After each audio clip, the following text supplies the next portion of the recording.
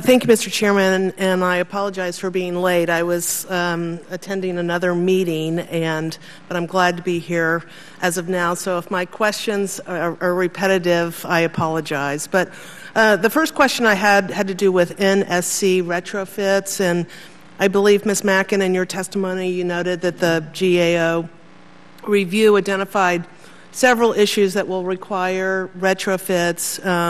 The Coast Guard plans to maintain the original equipment for the production of the remaining NSCs and conduct retrofits after accepting delivery. So my question is, does the GAO believe that this decision will result in a cost savings for the Coast Guard?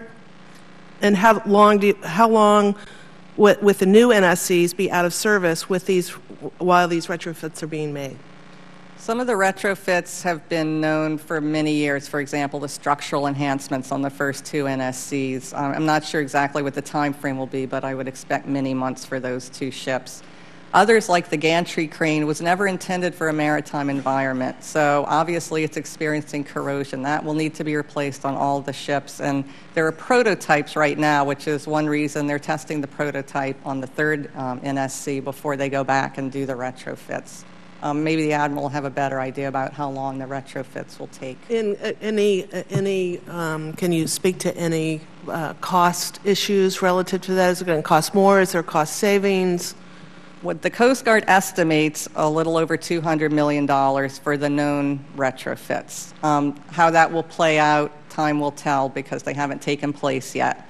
And some of that will depend on how they contract for these and what that will look like, and that's not known at this point. Thank you. Admiral, thank you for your service. If you have any comments? No comments? Any terms of downtime with the retrofit, will it impact the Coast Guard's mission readiness at all, or? Ma'am, thank you for the question. When we leave the cutter production at the shipyard, we incur costs, and sometimes we try to optimize the overall cost in terms of delivering a mission-complete cutter.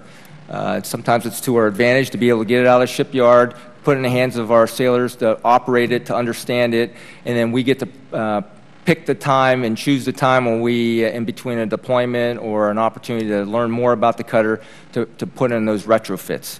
In a place that we could perhaps compete and thoroughly understand and design with our technical authorities as well as any of the manufacturers that we're involved with.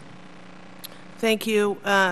Ms. Mackin, again in your testimony you noted that several weapons systems and the radar were repaired following initial operational test and evaluation, but the post-operational reports indicated persistent problems with these systems. So what types of problems do persist?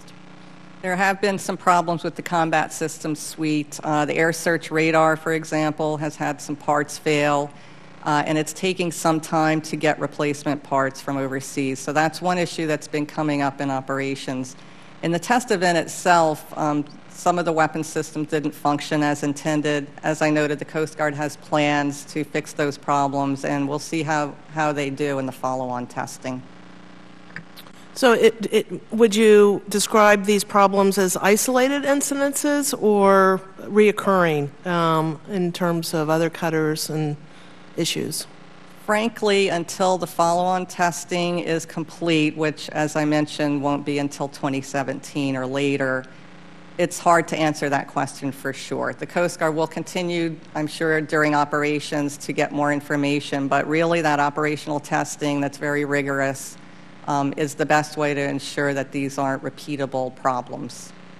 And who are the provider of the parts that are late? You said they came from overseas. It's a German firm. I don't recall the name off the top of my head. Thank you. I yield back, Mr. Chairman.